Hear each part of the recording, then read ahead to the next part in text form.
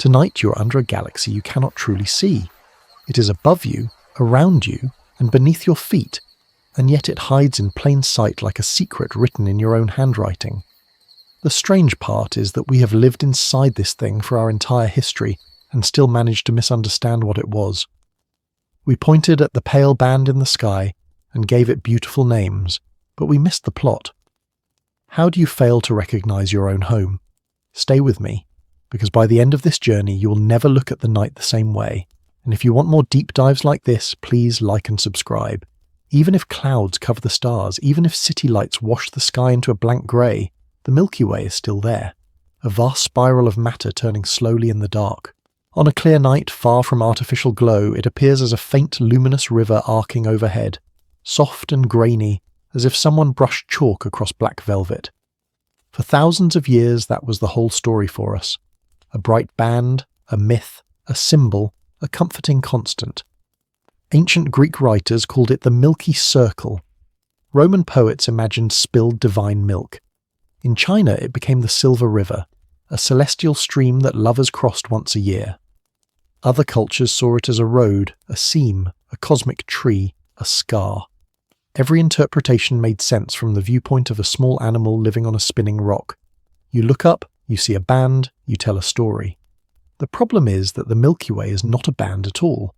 It is a structure so large that your mind tries to shrink it into something manageable. A streak, a cloud, a decoration on the dome of the sky. But the truth is more unsettling and far more beautiful. You're not looking at something out there. You're looking through something you are inside. This is the first secret. The Milky Way kept its shape hidden simply by surrounding us. Imagine standing in the middle of a crowded city at night. Lights in every direction, streets stretching away, a glowing skyline you can barely glimpse through buildings and haze. Now try to deduce the city's full shape from that street corner. Where is the downtown core? How many neighborhoods exist? Is the city circular, elongated, shaped like a star split by rivers? You would be guessing, because perspective lies when you are trapped within the thing you want to measure. For most of human history, we were trapped inside the Milky Way in exactly that way. We could not step outside. We could not rise above the galactic plane and look back. We could only stare through it, from a single point, with dust and distance distorting everything. Then, in the late 1700s, a musician-turned-astronomer decided to count the stars. William Herschel had the kind of patience that feels almost alien now. Night after night he built and used telescopes that were enormous for his era, and he attempted something no one had seriously tried at scale. He mapped star densities in different directions, not with computers, not with cameras, with his eyes, his hands, and a stubborn devotion to the idea that the universe could be measured. What he found was a shock. Stars were not evenly scattered like glitter thrown across a sphere. They were more concentrated in a broad band across the sky. In some directions he counted far more stars, in others, far fewer. When he tried to interpret those counts, a picture emerged. Not a sphere of stars centered on Earth, not a random spray, something flatter, a disk. This alone was a revolution. It suggested we lived in a flattened system of stars, a kind of cosmic lens. But Herschel could not see the full truth, because the truth was hidden behind two cruel tricks. First, dust. The Milky Way contains enormous clouds of gas and dust that block visible light. They do not just dim distant stars, they erase them. They punch holes in the sky. They make the center look different than it really is. Second, perspective. If you live inside a disk, the disk does not look like a disk. It looks like a band, a river of light, a path through darkness. So Herschel saw a flattened structure, yes, but the deeper shape remained masked. No clear arms, no spiral, no sense of how the whole thing was arranged, just a widening suspicion that the universe we thought we knew was actually a system we were trapped inside. And even then, for a long time, many believed this disk was basically the entire universe. Here is where the tension quietly rises, because the Milky Way did not just hide its shape, it hid the scale of reality itself. In the early 20th century, astronomers looked at faint fuzzy spirals in the sky and argued about what they were. Some thought they were clouds within our own stellar system, nebulae inside the Milky Way. Others suspected they were something far more distant, entire star systems of their own. But suspicion is not evidence. To settle it, you needed a distance, a real measurement, a number. In the 1920s, at Mount Wilson Observatory in California, Edwin Hubble used the largest telescope of its era, the Hooker telescope, 100 inches across. It was a machine built to see deeper than any human had ever seen. Hubble focused it on one of those spirals, the Andromeda Nebula, and he looked for stars inside it that could act as distance markers. He found what he needed, a type of variable star whose brightness changes in a predictable pattern. If you know the true brightness, and you measure how dim it looks, you can infer distance. It is one of the great tricks of astronomy. The universe does not hand you a ruler. You build rulers from physics. Hubble measured Andromeda and realized it was not nearby. It was impossibly far, millions of light years away, far beyond the size of the Milky Way as anyone then imagined it. In that moment, the cosmos exploded outward. Andromeda was not a cloud inside our galaxy. It was another galaxy entirely. Think about what that does to your sense of place. If Andromeda is a spiral galaxy, and it is out there in the darkness as a complete star system, then what is the Milky Way? What is that pale band overhead? A local fog, or the inside view of a structure similar in kind to Andromeda itself. Suddenly, we were not the whole story. We were one chapter in a library of galaxies. But there was a second sting hidden in that revelation. We could now suspect our galaxy was a spiral, but confirming it would be maddeningly hard. Because you cannot easily map a spiral while living inside one of its arms. Dust blocks your line of sight. Nearby stars drown out distant patterns. The centre is hidden behind thick veils, and distances across the galaxy are not simple to measure. So the Milky Way remained a paradox. We knew galaxies existed. We knew spirals existed. We could see them out there, beautifully arranged, pinwheels and whirlpools and grand designs. Yet our own home still refused to sit still long enough for a clean portrait. That is where our story begins. A civilization on the inside trying to reconstruct its own galaxy from fragments, trying to infer the shape of the whole from the shimmer of a band in the sky. And tonight, we are going to keep pulling on that thread. Because once you realize you live inside the river of light, the next questions come fast. How big is the spiral, really? How do the arms hold their shape? What is hiding at the center? What is the Milky Way doing to its neighbors? And what is it made of when most of its mass is invisible? For now, just hold on to this first secret and let it settle. The Milky Way was never a stripe painted across the sky. It was a wall you lived inside, and you spent most of your species' history mistaking the wall for the horizon. Once you accept that we live inside a galaxy, the next problem is brutal. How do you draw a map of something you cannot step outside of?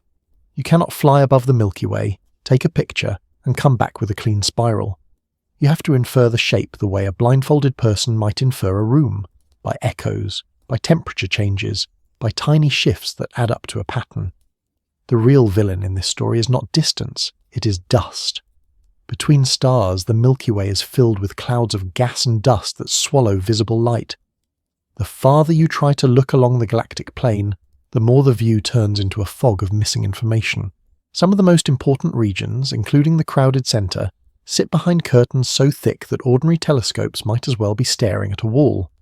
So for a long time, astronomers had a suspicion of a disk, a hint of a bulge, and a lot of uncertainty about everything else. The galaxy was home, but home in the way a deep ocean is home to a fish that has never seen the surface. The first way out of this trap was to change what kind of light we trusted. Visible light is what your eyes evolved to use because it is what the sun provides in abundance and what passes through Earth's atmosphere. But the universe does not limit itself to what your eyes can see. It broadcasts in radio waves, infrared, ultraviolet, X-rays, gamma rays, and crucially, dust does not block all of those equally.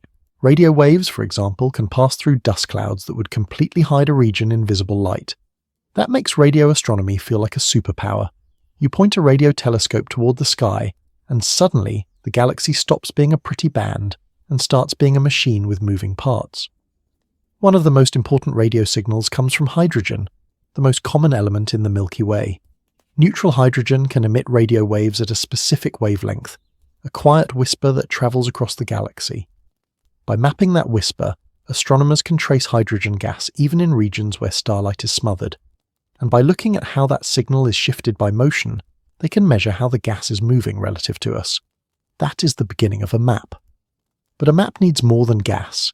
It needs markers that tell you where the spiral arms are, because arms are not just lines on a picture. They are regions where gas is compressed and star formation is active. So astronomers also traced bright young stars and glowing regions where new stars are being born, because these young stars do not wander far before they die. They light up the spiral pattern like fresh paint. Piece by piece, the galaxy began to reveal itself. Then came infrared astronomy, which is like turning down the glare and turning up the truth. Infrared light has longer wavelengths than visible light, and it can slip through dust more easily. Where visible light gets absorbed and scattered, infrared can often pass, revealing stars and structures hidden behind those dark lanes you see cutting through the Milky Way band. This is where space telescopes became game changers. Above Earth's atmosphere, you can observe in infrared without the air interfering. The National Aeronautics and Space Administration launched the Spitzer Space Telescope in 2003, and one of its gifts to astronomy was a clearer view into dusty regions of our galaxy. Spitzer could see star-forming regions and the warm glow of dust, helping scientists trace the spiral structure with far less guesswork. But even with radio and infrared, there was another missing piece: distances. Knowing a star exists in a direction is not the same as knowing where it is in three-dimensional space. A true map requires depth. It requires parallax, the small shift in a star's apparent position when observed from different points in Earth's orbit. That shift is tiny, so tiny that for most of history it was beyond measurement for anything but the nearest stars. Then the European Space Agency built a mission that was almost absurd in its ambition. Gaia, launched in 2013, was designed to measure the positions and motions of more than 1 billion stars with extraordinary precision. It is hard to convey what 1 billion means in this context. This is not sampling a neighborhood. This is building a census of a large fraction of the luminous galaxy. With Gaia, stars stop being dots and become trajectories. You can see how they move, how fast and in what direction. You can estimate distances for vast numbers of them. You can begin to reconstruct the shape of the disk and the pattern of motion within it. And as these datasets arrived, a portrait of the Milky Way sharpened. We live in a spiral galaxy roughly 100,000 light-years across. The disk is thin compared to its width, but it is not a perfect flat plate. It has a central bulge packed with older stars, and it rotates. That rotation is slow on a human clock but fast on a cosmic one. The Milky Way completes a full turn in roughly 225 to 250 million years. That is 1 galactic year. Dinosaurs lived and died without the Sun completing a single orbit around the galactic center. And here is the part that always hits like a quiet punch. While you lie still, the Sun is moving with the galaxy's rotation at about 514,000 miles per hour. You do not feel it because everything around you is moving with you. The air, the planet, the whole solar system, the local stars. Motion only becomes sensation when it changes, and the galaxy is a smooth conveyor belt. Now, if the Milky Way is a spiral, how many arms does it have? This is where the map becomes annoyingly human again, because nature is rarely as tidy as our diagrams. Depending on how you count, the Milky Way has 4 major spiral arms, or it has 2 major arms with additional smaller spurs and segments. Part of the disagreement comes from how arms are traced. Do you count only continuous lanes of gas and young stars? Do you include fragmented segments? Do you treat spurs as arms or as bridges between them? What we do know is where we are. The Sun sits in a smaller feature often called the Orion Arm or Orion Spur, a kind of local branch between 2 larger arms. It is not the center, it is not the edge, it is a quieter middle region, far from the crowded core. And this location matters, because it explains why the Milky Way looks like a band at all. When you look along the plane of the disk, you're looking through a huge thickness of stars, billions of them, too distant to resolve individually. Their combined light becomes that pale glow. When you look away from the plane, the sky darkens because the density of stars drops. That contrast draws the band across the sky. So the Milky Way is not a river. It is a side view through a disk. But every time astronomers thought they had the map settled, the galaxy added a twist. Gaia revealed that the disk is not perfectly calm. Spitzer showed that dust and star formation are distributed in complex ways. Radio surveys hinted at structures that do not fit neatly into a textbook spiral. The more precisely we map it, the more the Milky Way feels less like a static diagram and more like a living system, full of bends, asymmetries, and surprises. And that is the tension we carry into the next part. Because now that we have a spiral shape, we have to ask what a spiral arm really is. Is it a permanent structure made of the same stars like a wooden beam in a house? Or is it something stranger? Something that moves like a wave? A spiral arm sounds like something solid, like a plank, like a rib. Like the Milky Way has 4 great lanes of stars that sweep around the centre, and the same stars stay locked inside those lanes forever. That picture is comforting. It is also wrong in the most interesting way. Because a galaxy is not a painted pinwheel. It is a swarm, hundreds of billions of stars, each on its own orbit, each moving at its own pace, each tugged by the combined gravity of everything else. If you tried to build a permanent spiral out of individual stars, it would wind itself up tight over time, like twisting a rubber band again and again, until the spiral collapsed into a mess. And yet spirals persist. So the central question becomes almost philosophical. If the arms are not made of fixed material, what are they? What is an arm if the galaxy refuses to hold still? One of the best answers we have is that spiral arms behave less like structures and more like patterns. A wave moving through a crowd. In the 1960s, astronomers C.C. Lin and Frank Hsu developed what is often called density wave theory. The idea is simple to say and strangely hard to truly feel.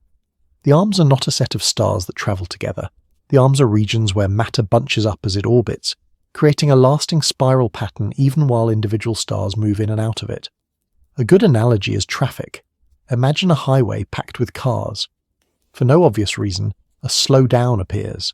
A traffic jam forms. Cars enter the jam, crawl through it, and then speed up again when they exit. The jam itself can stay in roughly the same place for a long time, even though none of the cars in it are permanent residents. The jam is a pattern, not an object. Spiral arms may work in a similar way. A gravitational pattern sweeps around the galaxy more slowly than the stars themselves. As stars and gas clouds orbit, they pass into the denser region, feel extra gravitational tug, slow a little, and crowd together. Gas compresses, collisions and shocks become more common, and that compression triggers something dramatic. Starbirth. When gas is squeezed, it cools and fragments. Gravity takes over locally. New stars ignite, and the most massive of them blaze hot and bright, lighting up the spiral arm like fresh sparks along a fuse. This is why photographs of other spiral galaxies often show arms outlined by clusters of young blue stars. The hottest stars live fast and die young, so they do not wander far before exploding or fading. They mark the spiral pattern because their lifetimes are short enough that they stay near the dense region that created them. Between the arms, you tend to see older, longer-lived stars, which glow warmer and softer. The pattern becomes visible not because the arms contain all the stars, but because the arms are where the newest, brightest stars keep being born. Now bring that back to where we are. The Sun sits in a smaller feature, sometimes called the Orion Spur, a local branch between larger arms. We're not in the busiest traffic lane. We're in a quieter stretch of road. The galaxy still rotates, the stars still orbit, the pattern still sweeps around. But our neighbourhood is not the brightest, densest segment of the spiral. Over very long timescales, the Sun drifts relative to the spiral pattern. It can move through denser regions and then back into calmer gaps. In the original sense of density wave theory, stars are not trapped in arms, they cross them. If you let that sink in, the Milky Way becomes less like a fixed map and more like weather. There are fronts and pressure zones. There are long-lived patterns that guide motion. There are bursts of activity that flare and fade. There are calm regions and turbulent ones, and we are riding through it all at a speed so steady we mistake it for stillness. It also changes how you think about cause and effect in the galaxy. Spiral arms do not just decorate the disk, they regulate where and when stars form. They sculpt the interstellar medium, the gas and dust between stars, by compressing it in some places and letting it relax in others. They can even shape the distribution of the elements that later become planets. And because we are curious creatures with a habit of connecting cosmic cycles to our own story, we naturally ask a dangerous question. Does passing through these denser regions affect Earth? The honest answer is that the idea is plausible in limited ways, but it is hard to prove cleanly. Denser regions can mean more gas and dust. More star formation can mean more supernovae nearby over time. More dust can mean more objects and more debris. These factors could nudge the long-term environment of the solar system. But Earth's history is messy, and the galaxy's cycles are slow, and tying the two together is like trying to prove which specific cloud caused a specific raindrop 10 years ago. Still, the idea matters emotionally because it reminds you of scale. Life on Earth does not unfold in isolation. It unfolds while the solar system moves through a changing galactic landscape. Then comes the next twist, one that makes the Milky Way feel even less like a clean spiral diagram. The disk is not flat. If you could see the galaxy from the outside, you would not find a perfect vinyl record of stars. You would find a disk that bends and warps like the brim of a hat that has been tugged and bent by unseen hands. Some parts of the outer disk lift above the average plane. Other parts dip below it. The whole structure has a subtle three-dimensional shape. Why would a disk warp? Gravity again, always gravity. The Milky Way is not alone. It has smaller companion galaxies orbiting it. It has a halo of matter extending far beyond the visible disk.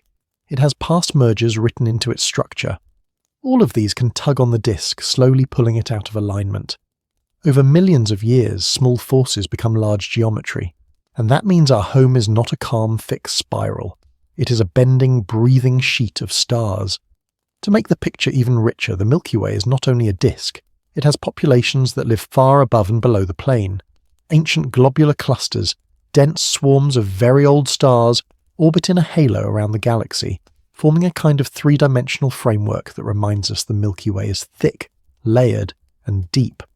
So when you look up at that river of light, you are seeing a projection, a line of sight through a dynamic structure, a thin slice of a much larger system that is rotating, rippling, forming stars, and being subtly reshaped by forces we cannot feel. And this brings us to a new kind of suspense. If spiral arms are waves, and the disk is warped, and the galaxy is alive with motion, then there must be a heart. A center that everything orbits, a place where gravity becomes extreme. And hidden behind dust so dense it once made the center feel like a blank spot in our map, there is something that should not exist, yet anchors the Milky Way more surely than any myth ever did. The Milky Way's center should be the easiest place to understand. Everything orbits it. Everything is shaped by it. If you could point at one location and say this is the anchor, it would be there. But the galactic center is also the place the Milky Way hides most aggressively, wrapped in thick curtains of dust and gas that swallow visible light. So for a long time, the center was less a destination and more a suspicion. A bright bulge in the sky, crowded with old stars but with a core that looked oddly muted, as if someone had smudged the ink. Astronomers could feel the gravity of that region in the way stars moved, yet they could not see the engine directly. And when you cannot see the engine, you start asking the most unsettling question in physics. What is pulling on those stars? Because stars near the center do not drift casually. They whip around. Some move so fast and curve so sharply that it looks like they are orbiting nothing at all, an invisible point, a patch of darkness with the authority of a mountain. If you saw that in any other setting, you would call it impossible. But the universe has a habit of doing impossible things patiently until we build the right tools to watch. The key to solving this mystery was not a single observation. It was devotion, years of it, decades of it. The kind of science that feels more like tending a garden than conquering a frontier. In the 1990s, two teams began tracking individual stars near the galactic center with extraordinary precision. One team was led by Reinhard Genzel, working with telescopes in Chile. The other was led by Andrea Ghez, working from California with powerful instruments that could cut through atmospheric blur. They were not just taking pictures, they were watching motion. Night after night, year after year, they measured where specific stars were, then where they were again, and again, and again, until the stars stopped being points and became paths, curves, orbits. And those orbits told a story more honest than any myth. Some of these stars complete a full loop around the center in only a couple of decades. That is ridiculous on a galactic scale. Our sun takes hundreds of millions of years to orbit the Milky Way. These central stars are racing around something so compact and so massive that a human lifetime is enough to see the curve of their fate. One particular star, often called S2, became a celebrity among astronomers for this reason. Its orbit is tight and fast. When it swings closest to the invisible center, it accelerates tremendously. And as it does, the universe gives us a rare gift. Relativity stops being abstract. When a star moves extremely fast and passes through an intense gravitational field, time itself does not behave the way your intuition wants it to. Clocks closer to a massive object tick more slowly relative to clocks farther away. This is not poetry, it is physics. And near the Milky Way's core, it becomes measurable. As us-2 made its close approach, its light and motion carried the signature of Einstein's predictions. The orbit was not a perfect Newtonian ellipse. It showed the subtle shifts expected from general relativity. The center was not just massive, it was extreme. The conclusion became unavoidable. At the heart of the Milky Way sits a supermassive black hole with a mass about 4 million times the mass of the Sun. Not spread out over a wide region, not diluted, concentrated into a space smaller than our solar system. That number is hard to feel, so let's try to make it tactile without breaking it. Picture the Sun. Now imagine compressing it down until it is no longer a sphere of plasma, but a compact object whose gravity is so strong that light cannot escape once it crosses a boundary. Now multiply the Sun's mass by 4 million and keep the region small. The result is not just heavy, it is a trap in space-time. This black hole is called Sagittarius A star, named for the region of sky where we see the galactic center. The name is almost comically gentle for what it represents. A star, it says. But it is not a star. It is the dark point the galaxy bends around. And here is where the story takes a strange turn. Sagittarius. A star is quiet. Compared to the monstrous active black holes in some other galaxies, ours is more like a sleeping animal. It is not currently devouring huge amounts of gas. It is not launching bright jets across intergalactic space. It sits there, heavy and patient, sipping only what drifts too close. But quiet does not mean harmless. Quiet simply means you are catching it in a calm phase. Space-based observatories that can see high-energy light have detected faint flares from the region around Sagittarius A star. These bursts happen when small amounts of gas fall inward, heat up to extreme temperatures, and glow before vanishing beyond the point of no return. It is a brief, doomed illumination, a spark in a storm you cannot see. For a long time, that was the closest we could get to a direct look, because a black hole does not emit light. By definition, it is a region where escape is not possible. So how do you photograph darkness? You photograph what the darkness does to light. In 2022, an international effort called the Event Horizon Telescope released an image of Sagittarius A star. It was not a normal telescope. It was a worldwide network of radio dishes working together like a single Earth-sized instrument, sharp enough to resolve structures at the scale of a black hole's shadow. The image was a ring, a bright, uneven halo of glowing material swirling around a central darkness. That darkness was the shadow, the silhouette of the black hole against the light of superheated matter. It was an eerie proof, not a drawing, not a simulation, a measurement. And once you have that image in your mind, the Milky Way's center becomes hard to romanticize in the old way. Because the core is not merely a crowded region of stars, it is a gravitational well with an abyss at the bottom. Now, a reasonable person might flinch here and ask if we are in danger. We are not, at least not in any practical sense. We are far away, about 26,000 light-years from the center. Even if Sagittarius A star became more active, it would have to become wildly more violent than it has been in recent history to threaten life here directly. But it could change the sky. That possibility matters because it reminds you that the galaxy is not an unchanging backdrop. It has moods. It has phases, it has outbursts and lulls, and the central black hole, even when quiet, is still the most extreme object in our home. It also forces a bigger realization that feels almost too neat to be true. Supermassive black holes appear to sit at the centers of most large galaxies. They are not rare accidents. They are common features of the cosmic architecture, which raises the next question like a slow rising shadow. Did the galaxy create the black hole, feeding it and growing it over billions of years? Or did the black hole come first, shaping the galaxy around it? Astronomers debate this because both directions have evidence. The mass of a central black hole often correlates with properties of the galactic bulge, as if the two grew together, linked by feedback. When a black hole feeds actively, It can pour energy into its surroundings, heating gas and pushing it away, regulating how many new stars can form near the center. In that sense, a black hole can act like a thermostat for a galaxy's growth. But the early universe was weird and dense and violent. Some models suggest black holes could have formed rapidly and then acted as seeds, pulling matter in and helping galaxies assemble around them. Other models suggest galaxies built themselves first and black holes grew inside them. The truth may be a tangled coevolution, a long negotiation between gravity and gas. And that brings us to the final twist of this part. The real secret of Sagittarius A star is not just that it exists. It is that it is both a monster and a foundation, an object so extreme that it warps time near its edge, yet so central to galactic life that it may have helped sculpt the very structure that made our Sun and Earth possible. We started this journey with a river of light overhead. Now we have arrived at the dark point the river curves around, and as we drift outward from that center, the next secret waiting for us is almost counterintuitive. The Milky Way looks serene, a slow-turning spiral, a stable home, but it is also a predator.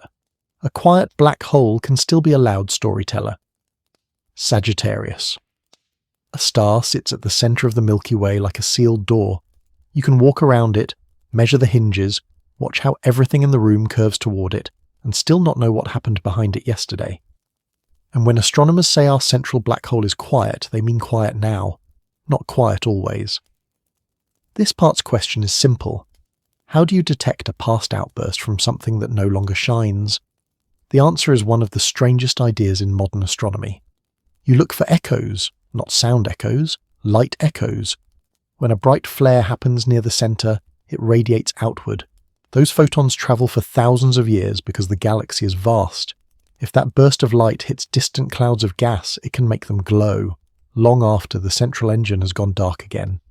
You get a delayed reflection, like seeing a camera flash bounce off a wall after the person holding the camera has already stepped out of the room. Astronomers have seen signs of this. Faint X-ray glowing regions that make more sense if the galactic center was brighter in the recent cosmic past on timescales of millions of years. That sounds like a long time, and it is, but in a galaxy's life it is a blink, and then there are the giants. Above and below the Milky Way's plane, stretching tens of thousands of light years into the halo, there are enormous lobes of high-energy radiation. They look like scars or breath marks. They are called the Fermi Bubbles, detected in gamma rays, and they rise from the direction of the galactic center like twin pillars. Their existence tells you something dramatic happened. Either repeated bursts of star formation and supernovae near the center pumped energy into the halo, or Sagittarius A star itself went through a feeding frenzy and inflated these structures, or some combination of both.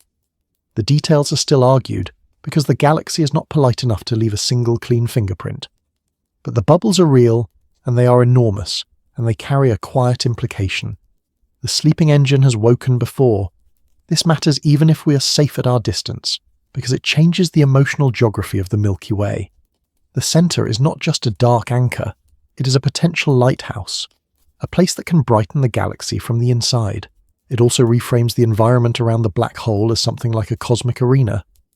Near Sagittarius A star, the density of stars becomes extreme. In our neighborhood, the nearest star is more than 4 light years away. In the central region, stars can pass within light days of each other.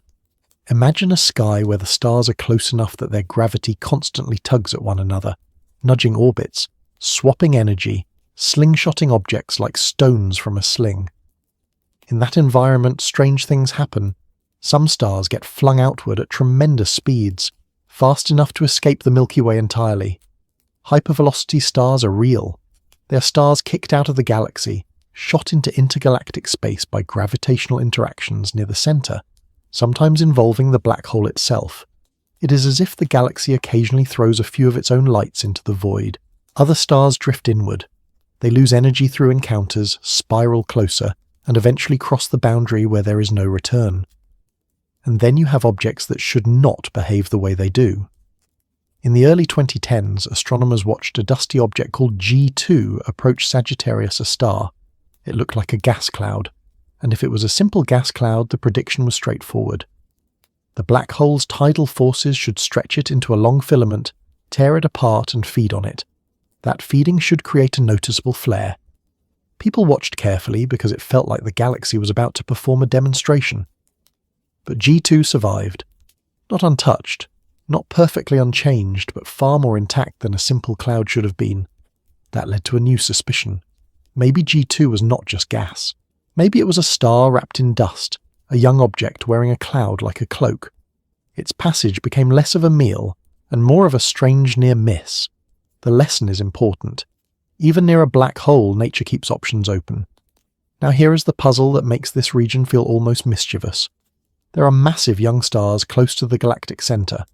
This is odd because the tidal forces near a supermassive black hole should make star formation difficult. To form a star, a gas cloud needs to collapse under its own gravity. But near the black hole, the gravitational gradient can tear clouds apart before they can settle into collapse. It is like trying to build a sandcastle right next to a powerful wave. The environment keeps ripping the structure away. So how do you get a cluster of young massive stars in that neighborhood? There are theories. Maybe those stars formed farther out, where conditions were gentler and migrated inward over time through gravitational interactions. Maybe a dense disk of gas briefly existed around the black hole, shielding and compressing material enough to form stars before dispersing. Maybe the system is more complex than our models assume. No single answer has won. The center remains a place where our understanding is strong enough to make sharp predictions, and yet the galaxy still occasionally smiles and says not so fast. And this is where the part's tension pivots outward, because the black hole is not the only way the Milky Way exerts violence. The center is not the only place where gravity acts like a predator. The Milky Way itself is a predator. We tend to imagine galaxies as graceful spirals drifting peacefully in space, each minding its own business. But gravity does not do peace. Gravity does hunger. It pulls. It captures. It tears smaller structures apart and adds them to the larger one. Over time, that is how big galaxies grow. Our galaxy has been doing this for billions of years. And the evidence is not hidden in obscure equations. It is written across the sky as rivers of stars stretched thin and long like taffy, remnants of entire smaller galaxies that wandered too close and got shredded. That is the next secret we follow. The Milky Way is not just a home. It is an ongoing collision, a slow digestion, a beautiful cannibal wrapped in starlight. The Milky Way looks like peace from the inside, a slow-turning spiral, a calm night sky, a soft band of light that seems more like scenery than behavior. But gravity does not do scenery. Gravity does appetite. Right now, in this very moment, our galaxy is consuming smaller galaxies. Not in a sudden cinematic crash, but in the slow, patient way tides erase a sandcastle. A dwarf galaxy drifts too close. The Milky Way's gravity grips it, and over repeated orbits it gets stretched, unraveled, and finally absorbed until its original identity disappears. The first time you really understand this, the night sky changes flavor. It is not just stars, it is history in motion. Astronomers call the evidence stellar streams. Imagine long rivers of stars, faint and stretched across huge arcs of the sky. They are not random. They are organized debris, the torn remains of smaller galaxies that once had their own centers, their own shapes, their own internal stories. Then the Milky Way arrived in the story like a massive ocean, and the smaller galaxy became foam on its surface. For decades, these streams were hard to see clearly because you need more than a photograph. You need motion. You need to know whether stars are traveling together, whether their paths line up, whether they share an origin like scattered pages from the same book. This is where the European Space Agency Gaia mission becomes almost unfairly powerful. Gaia measured positions and motions for more than 1 billion stars. That does not just give you a map, it gives you choreography. It shows which stars move as a coherent group, which ones share a common orbit, which ones look like they were poured into the Milky Way along the same gravitational channel. When you plot those motions, the galaxy stops looking like a clean spiral and starts looking like a layered crime scene. One of the most famous discoveries in this new era is a merger event called Gaia Enceladus.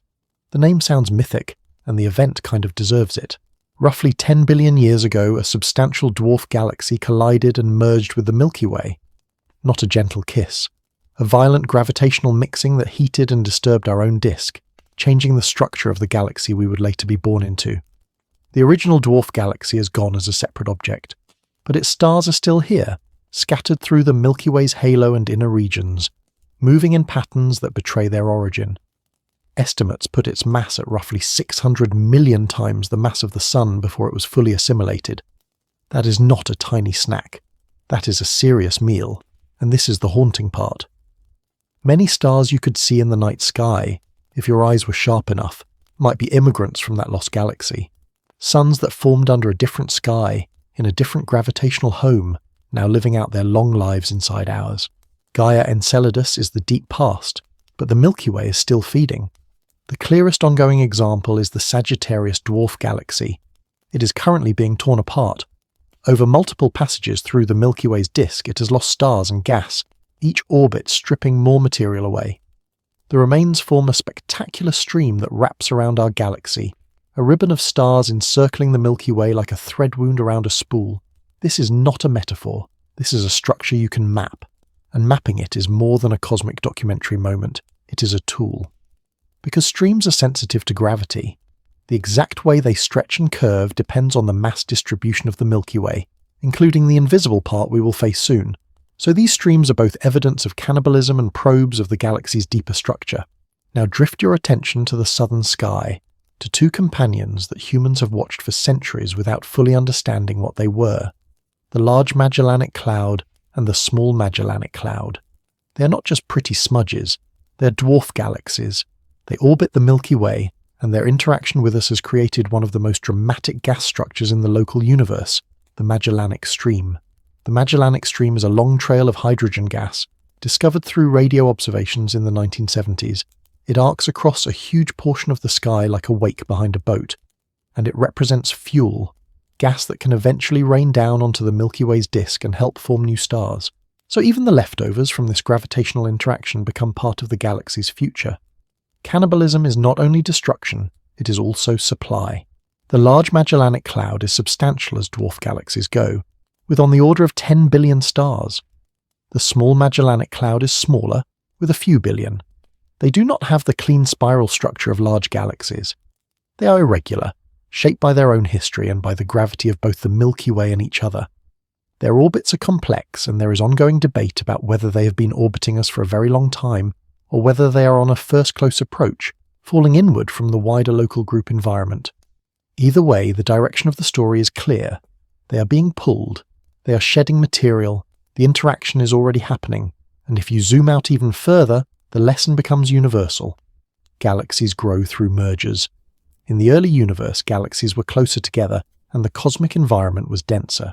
Collisions were more common. A large galaxy like the Milky Way was not born fully formed. It assembled over time, gaining mass through repeated mergers with smaller galaxies.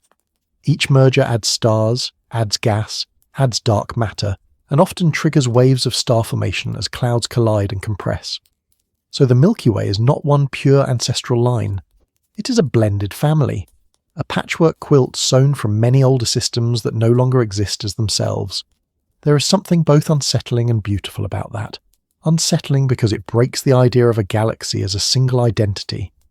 Beautiful because it means the Milky Way is an archive of lost worlds. It holds the remains of places that once had their own centres and their own skies. It also means that when we say we are part of the Milky Way, we are saying something deeper than we realise. Our home is a living collection of ancient collisions. Our neighbourhood is built from the debris of other neighbourhoods, and the process continues quietly while we sleep. The more you learn this, the harder it becomes to see the Milky Way as a stable, finished object. It is not finished. It is mid-sentence. It is still writing itself through gravity. And as we follow this truth to its sharpest edge, we run into a numerical problem that should make the whole galaxy impossible. Because if you add up all the stars, all the gas, all the dust, all the visible matter we can see, the Milky Way should not be able to hold itself together. Something else is doing most of the holding. Here is the kind of problem that makes scientists quietly stare at the ceiling at 3 a.m. If you tried to weigh the Milky Way by counting everything that shines, every star, every glowing cloud, every glittering nebula, the answer would be far too small. The galaxy would not have enough gravity to hold itself together. Its outer stars would be moving too fast. The whole spiral should slowly unravel like a loose thread, but it does not. It stays bound. It keeps its shape.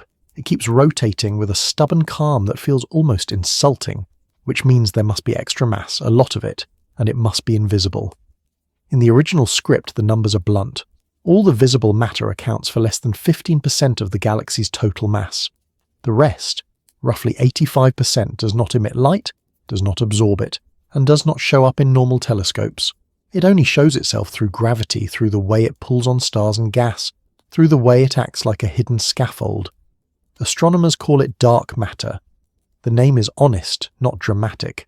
Dark because we cannot see it. Matter because it behaves like mass. But what it is made of is still one of the most painful open questions in modern physics. The first hints of this missing mass did not come from the Milky Way. They came from galaxy clusters. In the 1930s, Swiss astrophysicist Fritz Zwicky studied how galaxies move inside clusters and noticed a fatal mismatch. The galaxies were moving too fast for the visible mass to keep them bound. If the cluster had only the mass we could see, it should have flown apart long ago. Zwicky proposed there must be unseen matter adding extra gravity. For decades, the idea lingered like a strange rumour. Interesting, maybe, but not yet unavoidable. Then, in the 1970s, American astronomer Vera Rubin measured the rotation speeds of spiral galaxies, and this is where the universe backed us into a corner. In a simple gravitational system like the solar system, objects farther from the centre orbit more slowly. Mercury is fast, Neptune is slow. That is what you expect when most of the mass sits near the centre. But Rubin found that galaxies do not behave like that. Stars far out in the disk were moving just as fast as stars closer in. The rotation curve stayed flat. That should not happen if the mass is mostly in the luminous centre. There are only two broad options when nature does this to you. Either your laws of gravity are wrong, or you're missing most of the mass. The dark matter idea survived because it explained more than one mystery at once. It could hold galaxies together. It could explain clusters. It could help explain large-scale structure in the universe. It could provide the deep gravitational wells that let galaxies form in the first place. And for the Milky Way, the implication is enormous. Our galaxy is embedded in a dark matter halo extending far beyond the visible spiral. In the original script, models based on the motions of stars and satellite galaxies suggest this halo could stretch on the order of 600,000 light-years across. That is far larger than the bright disk we usually imagine. It means the Milky Way is like a small luminous island sitting inside a vast invisible sea. The halo also carries most of the mass. Again, in the original script, it is roughly 10 times the mass of all the stars, gas and dust combined. So when you think of the Milky Way, you should picture the bright spiral as the decoration, the foam on the surface, while the real gravitational body of the galaxy is dark and immense. So what is it? This is where the story becomes both exciting and frustrating, because we have candidates but no confirmed answer. Whatever dark matter is, it does not behave like ordinary atoms. If it were made of normal matter, we would detect it interacting with light somewhere, absorbing, emitting, scattering. But it seems not to. It also does not clump into bright disks the way gas does. It forms a halo. It acts like mass without glow. One class of ideas proposes new particles. You will often hear about weakly interacting massive particles, hypothetical particles that would pass through ordinary matter almost without noticing it. Another candidate is the axion, a very light particle proposed for other reasons in particle physics that could also behave like dark matter. These are not confirmed. They are possibilities, and the universe has not yet signed the paperwork, so scientists do something very human. They build traps. Deep underground, shielded from cosmic rays and background noise, experiments sit and wait for a rare collision. The logic is simple. If dark matter particles exist and pass through Earth, then once in a great while one might bump into an atomic nucleus in a detector, producing a tiny pulse of energy. Detect enough of those pulses and you can infer what the particle is like. The challenge is cruel. Decades of searching have produced no universally accepted detection. The signals are faint. The backgrounds are tricky. The universe is not required to be generous. Because of this, a second option remains on the table. Maybe dark matter is not a particle at all. Maybe our understanding of gravity is incomplete. Some physicists have proposed theories that modify how gravity behaves at very low accelerations, the regime where galaxies live. One well-known idea is modified Newtonian dynamics. It can reproduce flat rotation curves in many cases without invoking invisible mass. But as described in the original script, it struggles with other observations, especially on the scale of galaxy clusters and the broader cosmic background patterns. For many researchers, Dark matter remains the more flexible explanation, even if it is still unidentified.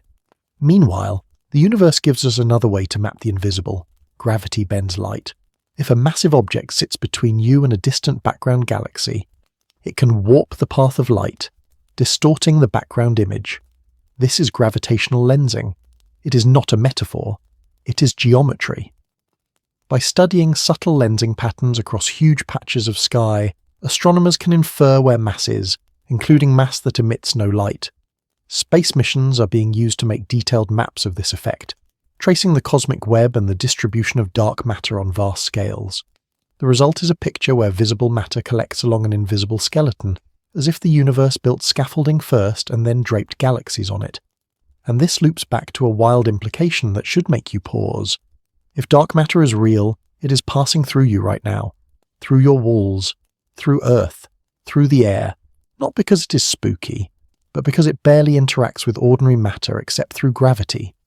We do not feel it, we do not see it, but without it, the Milky Way might not exist in anything like its current form. So the galaxy we began with, the calm river of light, the spiral arms, the central black hole, the streams of swallowed neighbours, all of it may be riding on an invisible foundation we still do not understand. And that is the tension we carry forward. Because once you accept that most of the galaxy is missing from view, you start looking at the space between the stars differently. You start wondering what else is hiding in the darkness. And the next secret is that the darkness is not empty. When you picture space between stars, your brain reaches for emptiness. A clean vacuum. Nothingness with a few lonely atoms drifting like dust in a forgotten room. But the Milky Way does not have forgotten rooms. Between the stars is a substance. Not thick like air, not even close, but real enough to shape the galaxy's life. Astronomers call it the interstellar medium, often shortened to ISM. It is a mixture of gas, dust and trace elements spread through the disk and threaded into the spiral arms. And without it, the Milky Way would be a graveyard, because the ISM is the raw material for new stars. The ISM is so thin that if you tried to recreate it on Earth, you would struggle to build a vacuum that's sparse. Yet across a whole galaxy, even a thin mist adds up. In the original script, this medium holds on the order of 10 to 15% of the Milky Way's visible mass. That is not the galaxy's missing dark matter weight, but it is still a huge amount of ordinary matter, most of it hiding in forms your eyes will never see. The ISM also refuses to be just one thing. It comes in phases, like weather that changes with pressure and heat. Some regions are cold and dense. These are the molecular clouds, where temperatures fall to only a few tens of degrees above absolute zero. In these cold pockets, gas can clump, molecules can form, gravity can slowly begin the long squeeze that ends with a star.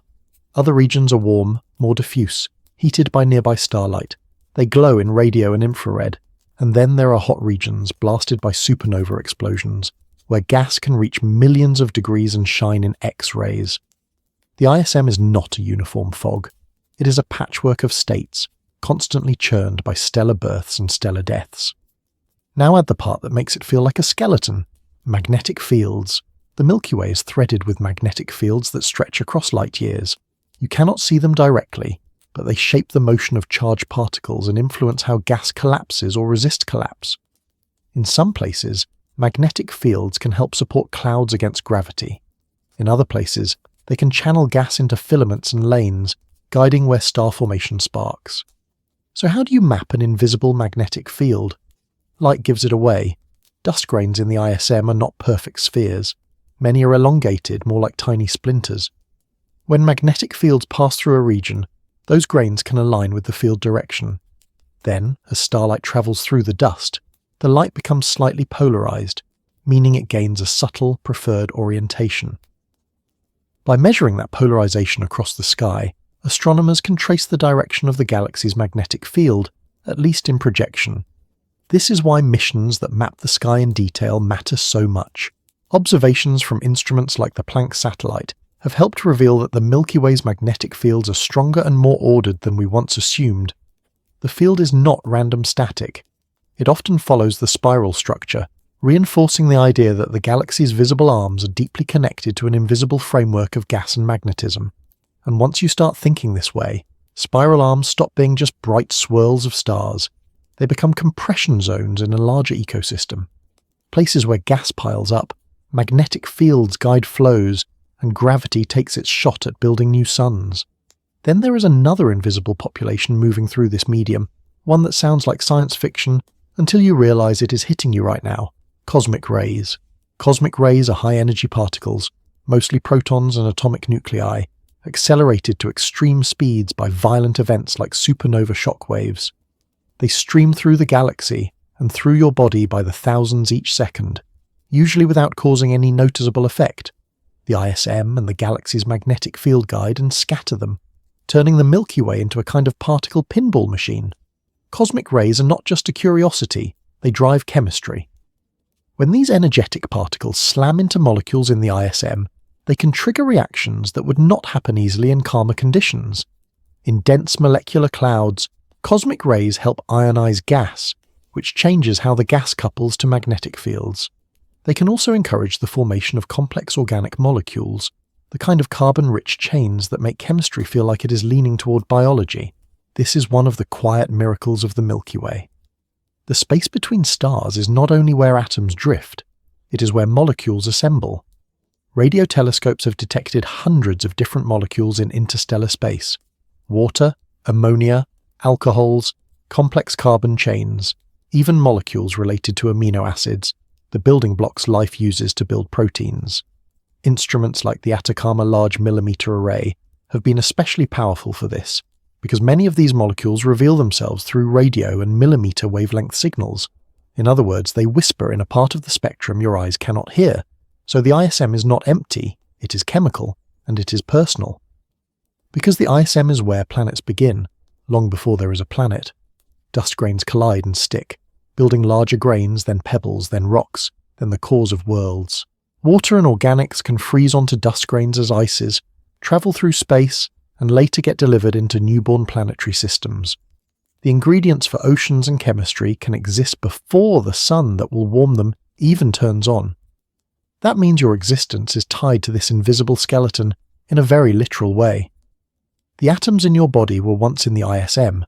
Many of them were blasted into the ISM by supernovae, mixed into clouds, then gathered into new stars and planets. The Milky Way is a recycling system, and the ISM is the conveyor belt.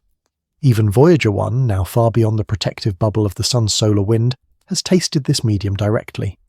Its instruments have measured aspects of the local interstellar environment, a reminder that the boundary between our solar system and the galaxy is not a wall. It is a gradient, a change in plasma and fields and particles, a shift from the sun's influence to the Milky Way's. So when you look up at the river of light, remember what you're not seeing: a vast web of gas. Dust so fine it can turn starlight into polarization maps, magnetic threads that guide the galaxy's flow, high-energy particles racing through the dark, molecules assembling quietly in cold clouds. The Milky Way is not only stars, it is the space between stars, doing the slow work that makes the next generation possible, and in the next part we follow that work into motion, because this medium does not sit still. It rises, cools, falls, and circulates like weather across millions of years, carrying the materials of life from one region of the galaxy to another. A galaxy does not just rotate, it circulates. That sounds almost too alive, but it is the best way to picture what happens when you combine stars, gas, dust, magnetic fields, and time. The Milky Way is an ecosystem where matter moves through phases.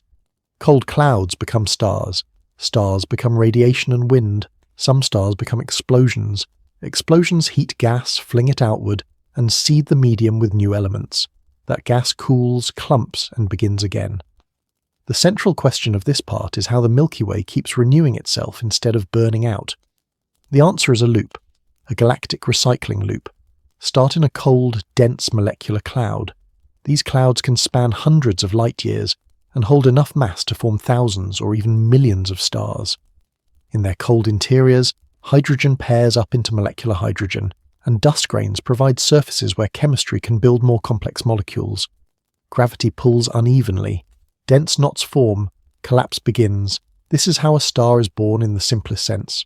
Gas falls inward, heats up, and eventually a core ignites with nuclear fusion. A new sun turns on. But a newborn star is not a passive light bulb. It pushes back, it radiates, it blows a stellar wind. Massive newborn stars flood their surroundings with ultraviolet light that strips electrons from atoms, heating and ionizing nearby gas. Their radiation can carve cavities and erode the cloud that formed them, so even starbirth contains the seed of cloud death. As the star cluster matures, the most massive stars live fast. In a few million years, they explode as supernovae. Those explosions do not just destroy, they rearrange the whole region. They blast shockwaves into the surrounding medium, compressing some clouds into new star formation while heating and dispersing other material. This is the first hint of galactic weather. A supernova is like a lightning strike that creates pressure fronts across hundreds of light years. Now scale that up across the disk. Supernova-heated gas becomes hot, buoyant, and energetic. It can rise above the disk into the halo. Over time it cools. It can condense into clouds again, and then it can fall back down, raining onto the disk as fresh material. This circulation is often called the galactic fountain. Hot gas erupts upward, cools, and returns, like a slow-motion geyser on a timescale where 1,000,000 years is just a heartbeat. The fountain matters because it mixes the galaxy.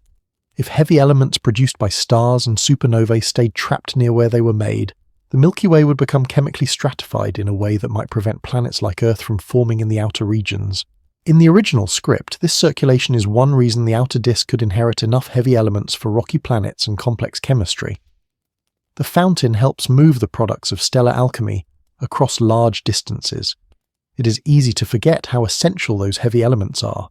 Hydrogen and helium alone cannot build rocks, oceans, or DNA. The elements you need for life are forged in stars and delivered into the ISM by winds and explosions. The galaxy has to stir itself to spread them around.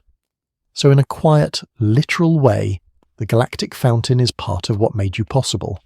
Then there are the big cavities, the superstructures. When multiple massive stars explode in the same broad region over millions of years, they can carve out enormous bubbles in the ISM.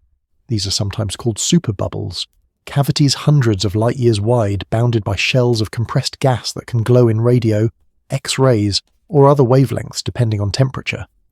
These shells are not just pretty. They are boundaries where compression can trigger new star formation.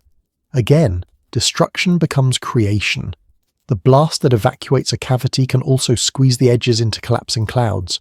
The Milky Way does this over and over, not everywhere at once, but in waves, in patches, in cycles. It is not a uniform star factory, it is a patchwork of storms. Now, to ground this idea, picture one of the most famous stellar nurseries ever photographed, the Eagle Nebula, with its towering columns of gas known as the Pillars of Creation. Those pillars are not pillars in the architectural sense. They are dense knots of gas resisting erosion, while intense radiation from nearby newborn stars eats away at the surrounding cloud. Inside those dense columns, new stars are forming, hidden from visible light but revealed in infrared. That is the pattern. Clouds collapse, stars ignite, stars erode the cloud, some stars explode, gas is heated and flung outward, then it cools, returns, and starts again. Even calmer stars contribute. Stars like the Sun in their later stages shed outer layers into space as planetary nebulae, releasing carbon and nitrogen and other elements. These are not supernova, but over billions of years they matter enormously. The Milky Way's chemistry is not built only by the loud deaths, it is also built by the quiet ones. So the galaxy's weather includes slow drifts of enriched gas, gentle winds, and violent shock fronts all mixing together. And this raises an unsettling thought. If the Milky Way is so dynamic, if it has fountains and superbubbles and starbirth cycles, then we're not simply orbiting through empty space. We're passing through a living medium that changes over time. Our solar system moves through regions of different density and radiation background. It rides through the disk while the disk itself is stirred by explosions. It travels inside what feels like calm, but is actually motion smoothed out over immense scales. That is why the phrase empty space is misleading. The space between stars is not empty. It is a slowly circulating fluid made of atoms, molecules, dust, and fields. A cosmic atmosphere, thin beyond imagination, but still able to carry weather. And now we arrive at the tension turn for this part. If the galaxy has weather, it can also have climate, long-term patterns, large-scale waves, motions that lift the disk, bend it, and ripple it, as if the Milky Way itself is not a rigid wheel but a flexible sheet. In the next part, we follow those ripples. We look at the evidence that the disk is not only warped but wavy, as if some ancient disturbance set the whole galaxy ringing like a bell. The Milky Way is often drawn as a calm pinwheel, a disk, a bulge, a few elegant arms, rotating like a finished machine.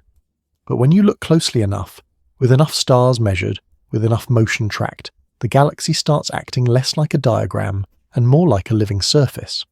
The central question here is simple to ask and weird to answer. Why does the disk ripple?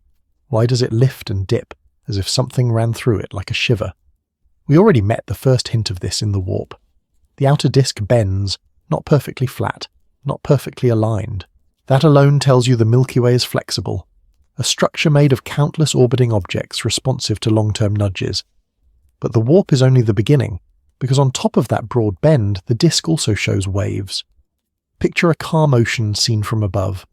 Now imagine a swell so wide it stretches across continents, rising and falling so slowly that a person standing on a boat might never realize they are climbing and descending. That is the feeling these galactic waves give. Vast, gentle, and yet powerful enough to move whole populations of stars above and below the average plane. This is not a poetic guess. It is something you can infer from data, because the stars themselves carry the evidence in their positions and motions. When you measure enough stars precisely, you start to see that many are not sitting in a single neat plane. They are displaced. They form long arcs and undulations. The disk looks like a sheet that has been shaken. One of the most striking examples discussed in recent years is the Radcliffe Wave, a large-scale structure associated with star-forming regions in our local neighbourhood, stretching across thousands of light-years. It is not a single object like a lone cloud. It is more like a lane of material and young stellar nurseries arranged along a crest and trough pattern, as if our part of the galaxy is sitting on a rolling swell. And it makes you ask the obvious next thing: what hit the disk? What shook the sheet? The most likely suspects are the Milky Way's companions and its own dark halo. Remember the Sagittarius dwarf galaxy, the one being torn into a stream. Before it becomes a ribbon, it has to cross our disk, and it has done that more than once. Each passage is like tossing a heavy stone through a calm pond. It sends ripples through the gravitational field, disturbing stellar orbits, nudging stars slightly upward or downward relative to the plane. Now scale that up. The Milky Way has had many minor mergers over its history, not just Sagittarius, but other dwarves long since dissolved. Each encounter adds its own perturbation. Most of the time, the disk settles, but sometimes the disturbances can persist as long-lived oscillations, like a bell that rings for a very long time after the strike. Then there is the dark matter halo, the invisible mass that surrounds the galaxy. If the halo were perfectly smooth, it would be a steady background. But many models and observations suggest it has substructure, lumps and clumps that can pass near the disk and tug on it. You would not see the clump directly, but you would see what it does to stars, like noticing a passing boat by the wake it leaves on water. Spiral structure itself can contribute. Density waves that organize spiral arms also create changing gravitational patterns in the disk. Over time, those patterns can nudge stellar orbits, adding to the complex vertical motion. The Milky Way becomes a place where multiple rhythms overlap. The slow rotation of the galaxy, the drifting of stars through spiral patterns, the repeated passages of satellite galaxies, and the subtle tugging from invisible mass. All of that is enough to make the disk breathe. And that word, breathe, matters. Because these waves are not just geometry, they can influence the galaxy's behaviour. When gas is lifted and compressed along a wave crest, star formation can flare. When the wave passes and pressure eases, the region can quiet down. Over tens of millions of years, this can create pulses of starbirth. Not a strict clock, not a clean repeating beat, but a tendency for activity to cluster in time and space. It is a little like weather turning into seasons. Local storms still happen, but there are broader patterns that shape when storms are more likely. This is where it gets personal again, because we are not watching from outside. We are riding inside the sheet. The Sun is orbiting the galactic centre in a path that is fairly stable and fairly circular compared to more chaotic orbits elsewhere. That stability is a gift. It means the solar system spends a lot of time away from the densest, most violent regions. It also means that when the disk ripples, we are part of the ripple. We are on the boat, not on the shore. So the idea of a galactic wave is not only that stars far away bob up and down, it is that the environment of the solar system has been shaped by a long history of gentle disturbances. The density of nearby gas, the distribution of star-forming regions, the likelihood of nearby supernovae over deep time, these are not random in the purest sense. They are influenced by the structure and motion of the disk itself. None of this makes Earth's history a simple consequence of galactic tides. That would be a comforting overreach. Earth has its own chaos, impacts, volcanism, climate feedbacks, evolution, 1,000 variables that do not care about the Milky Way's mood. But it does place Earth inside a broader context. The planet is not just orbiting a star. The star is orbiting a galaxy that is still dynamically alive. And there is a deeper point hiding inside this. We tend to think of the Milky Way as old, 13 billion years old, give or take, with much of its structure in place for a long time. But an old thing can still move. An old ocean can still have waves. A mature galaxy can still be stirred by a passing companion. So when you imagine the Milky Way tonight, imagine more than a spiral. Imagine a vast, flexible disk that can ripple across thousands of light years, lifting star-forming lanes and sinking them again, like a slow breath you only notice when you watch long enough. Then let the tension pivot one more time, because with all this motion, all this activity, all this ongoing creation and recycling, there is another kind of silence in the galaxy that feels almost eerie. The Milky Way is loud in gravity and light. It is loud in star birth and star death. It is loud in storms and waves. And yet, when we listen for minds, it feels quiet. That is the next secret. Some secrets feel like objects, a black hole, a stream of stars, a wave in the disk. You can point at them, map them, argue about their details, and still agree they exist. This next secret is different. It is a question shaped like an absence.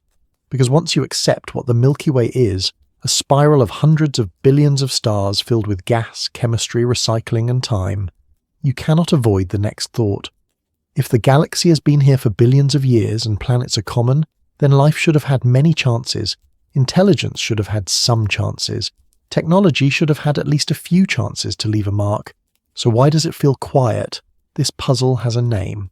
The Fermi paradox, after physicist Enrico Fermi, who is often credited with sharpening the question in the middle of the 20th century.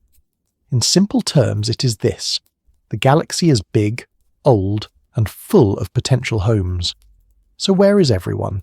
A century ago, you could shrug and say maybe planets are rare. Maybe we are special. Maybe the conditions that made Earth are a cosmic fluke. Then the planet count began to explode. The National Aeronautics and Space Administration Kepler Space Telescope, operating from 2009 to 2018, transformed our view of planetary systems. It found thousands of confirmed exoplanets and revealed something that now feels almost obvious but once felt radical. Planets are normal. Many stars have them. Some have multiple. The galaxy is not mostly bare suns with nothing around them. It is crowded with worlds. And when you combine that with what we already know about chemistry and the interstellar medium, the ingredients for life are not the problem. Carbon is common. Water forms easily. Complex molecules exist in molecular clouds. The galaxy is not stingy with the raw materials, so the question tightens. If planets are common and building blocks are common, why do we not see any clear evidence of other technological civilizations? For decades, researchers have tried one direct approach. Listen. The search for extraterrestrial intelligence, often shortened to SETI, began in the 1960s with radio surveys designed to detect artificial signals. The logic is plain. Radio waves travel far. A technologically capable species might use them for communication. So we scan the sky, searching for narrowband signals or patterns that do not look like natural astrophysical noise. So far, there has been no confirmed detection. There have been tempting moments, false alarms, signals that vanish on follow-up. The most famous is the WOW signal detected in 1977, a strong narrowband radio burst that was never reliably seen again. It remains unexplained, and that word is both thrilling and frustrating. Unexplained is not the same as extraterrestrial. It simply means the universe has not yet handed us closure. the silence also might not mean much statistically. Our searches, even at their most ambitious, have sampled a tiny slice of the possible space. The sky is huge. The spectrum is huge. Time is huge. Listening for a few decades in a few bands is like dipping a cup into the ocean and trying to conclude there are no fish. Still, the silence keeps pressing on the mind because the galaxy is not small. If advanced civilizations were common and loud, you might expect the sky to be obviously busy. So we build theories, not answers, theories, working stories that try to explain why a large old galaxy might still feel quiet. One idea is that life itself could be rare. Maybe the step from chemistry to biology is incredibly difficult. Maybe it happened on Earth quickly, but quickly is not the same as easily. Maybe we got lucky. Another idea is that simple life might be common, but complex life might be rare. On Earth it took billions of years for multicellular life to emerge, and then only recently, in cosmic terms, did intelligence capable of technology appear. If this timeline is typical, then many planets might be stuck in long microbial eras, alive but not broadcasting. Then there is the great filter idea, the notion that somewhere along the path from lifeless rock to spacefaring civilization, there is a barrier that most worlds never cross. The filter could be early, meaning life itself almost never starts, or it could be late, meaning civilizations tend to collapse after reaching a certain level of technological power. That is where the silence starts feeling like a warning instead of a mystery.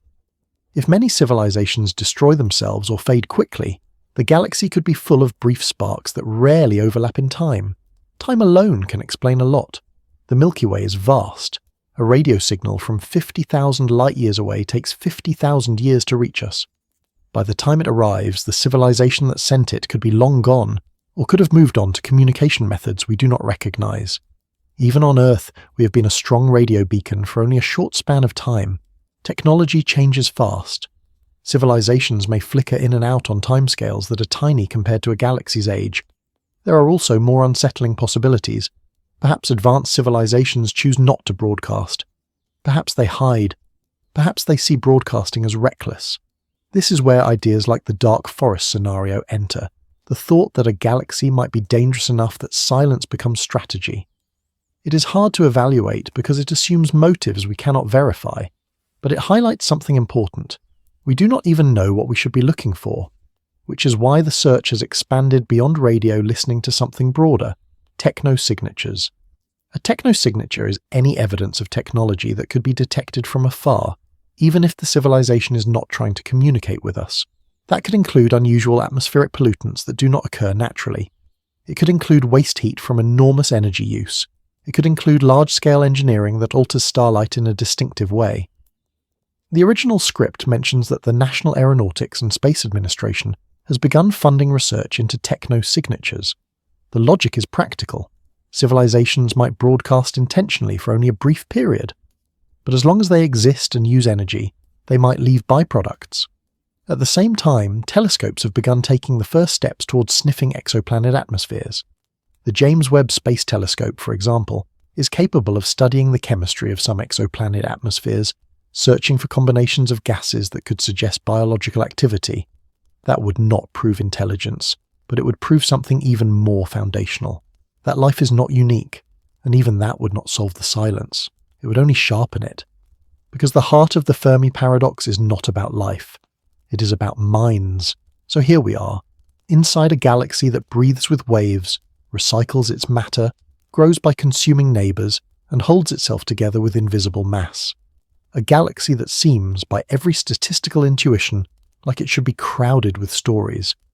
And yet, when we listen, we hear mostly natural static, pulsars, gas clouds, quasars far away, the universe humming to itself. This is the moment where the secret becomes personal. The silence forces a mirror toward us. Maybe we are early. Maybe the galaxy is only now entering an era where complex life becomes widespread. Maybe we are among the first species in the Milky Way to reach this level of awareness. That idea is both exhilarating and lonely. It suggests we're not late to the party. We might be setting the table. Or maybe the silence is not emptiness, but distance and timing and misunderstanding piled on top of one another. Maybe the galaxy is full, but not in a way our current methods can detect. Either way, the secret holds. The Milky Way contains a staggering number of worlds, and we still do not know if any of them are awake, and in the next part, we take this question one step deeper. Not where is everyone, but where could life most realistically thrive inside a galaxy that is not equally safe everywhere? If the Milky Way is full of worlds, then the next question is almost unfair. Which parts of the galaxy are kind to life? Not just to life in the simplest sense, but to long, slow, complex life that needs billions of years of relative stability to climb from chemistry to cells to ecosystems to minds. Because a galaxy is not one environment, it is a continent of environments. Close to the center, the sky is crowded. Stars pack together more tightly. Gravity is stronger. Supernovae are more frequent. Radiation backgrounds are harsher. Stellar encounters are more common, and those encounters can disturb planetary systems, nudging orbits, flinging comets inward, or even stealing planets entirely. The galactic center is beautiful, but beauty is not safety. There is also the central black hole, Sagittarius. A star is quiet now, but we have evidence it has not always been quiet. If the center brightens during active phases, nearby regions could be bathed in intense radiation. Life might survive in protected places, underground, underwater, inside thick atmospheres, but the surface stability we associate with Earth becomes harder to maintain. So you can imagine a kind of inner danger zone, a place where the galaxy is too energetic, too crowded, too violent for complex life to keep its footing for long.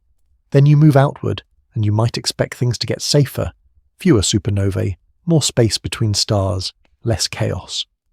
But the outer galaxy has a different problem. It is poor, not in stars necessarily, but in heavy elements. Astronomers use the word metals for all elements heavier than hydrogen and helium. Carbon, oxygen, silicon, iron, phosphorus, all the ingredients that make rocks and oceans and biology possible. Those elements are forged in stars and distributed over time. The inner regions of the Milky Way, with higher star formation rates across long history, tend to have higher metallicity. The far outer regions tend to be more metal poor, especially if they formed early from less enriched gas. And that matters because rocky planets require solids. You cannot build an Earth from mostly hydrogen and helium. You need dust grains, minerals, heavy atoms, and enough of them to assemble a stable rocky world. Too few heavy elements, and you might get fewer Earth-like planets, or planets that are small and barren, or systems dominated by gas and ice without the dense chemistry we associate with life as we know it. So the galaxy presents a trade-off. Near the center, you have rich chemistry but a dangerous environment. Far out, you may have a calmer sky but fewer of the ingredients needed to build Earth-like worlds. Between those extremes there may be a sweet spot.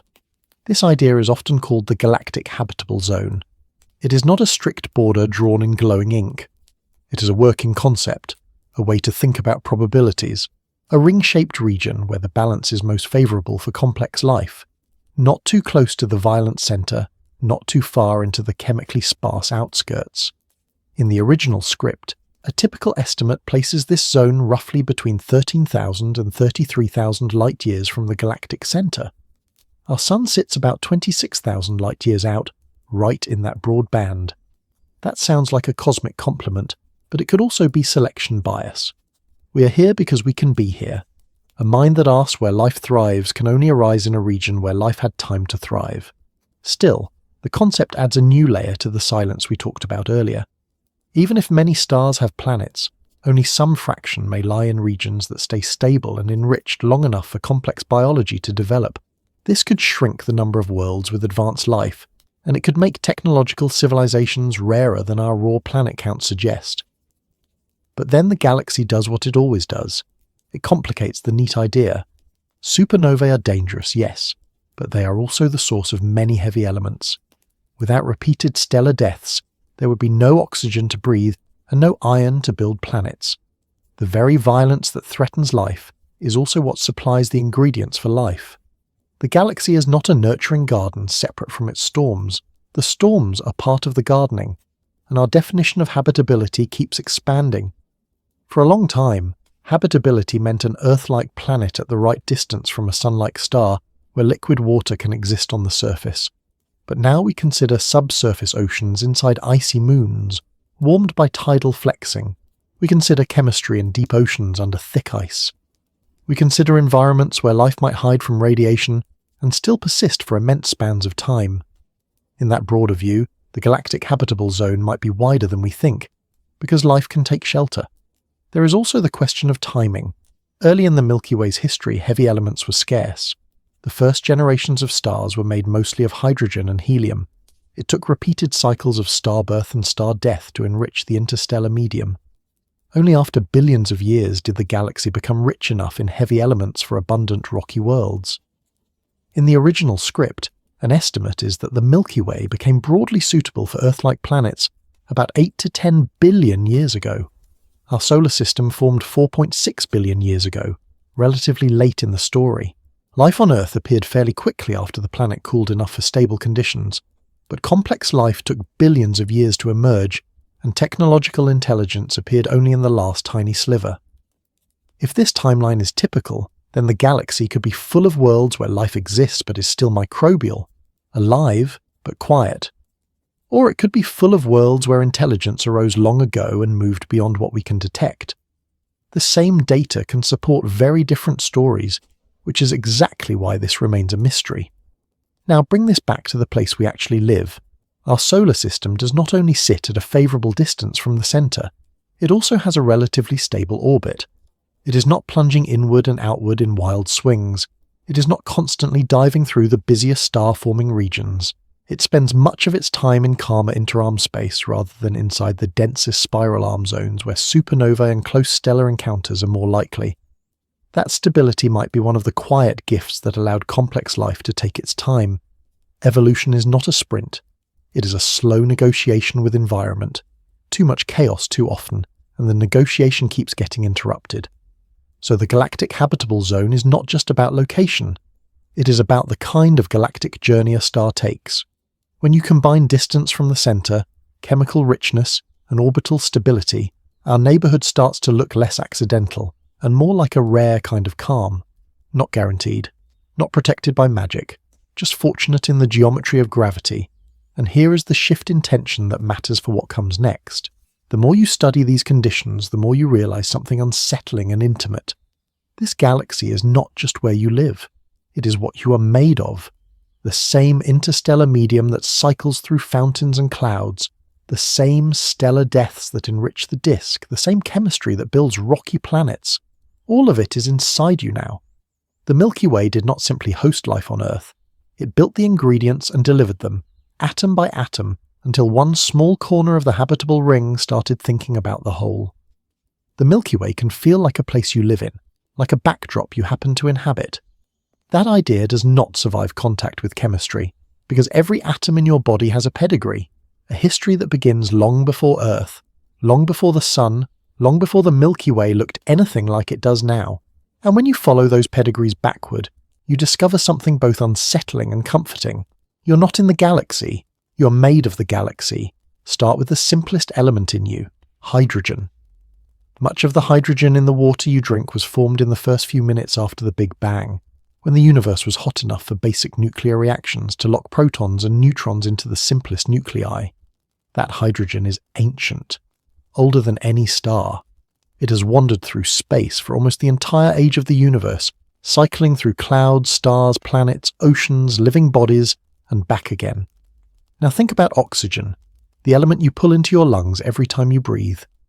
Oxygen was not made in the Big Bang. The early universe did not have oxygen.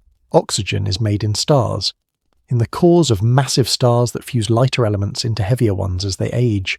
And when those stars die, they expel their oxygen into space, sometimes gently through winds, sometimes violently through supernova explosions. So every breath is a kind of reunion with an ancient stellar furnace. Carbon is even more intimate. It is the backbone of the molecules that make your cells.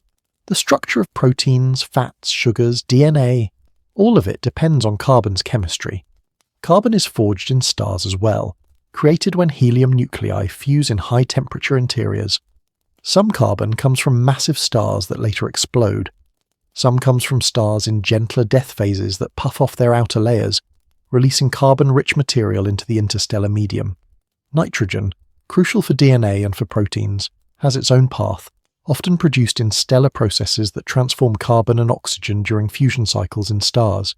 Phosphorus, essential for the energy currency of cells and the backbone of DNA, is rarer, requiring specific stellar conditions often associated with massive stars near their final phases. Iron, sitting in your blood, was made in massive stars and supernovae, and in the most extreme events it can be produced and redistributed in ways that leave signatures we can still measure. The point is not the details of every element, though those details are beautiful. The point is the pattern. The universe began simple, mostly hydrogen and helium. That is it. No rocks, no oceans, no biology, no smell of rain, no bones, no brains. The only way to get complexity is for stars to act as furnaces.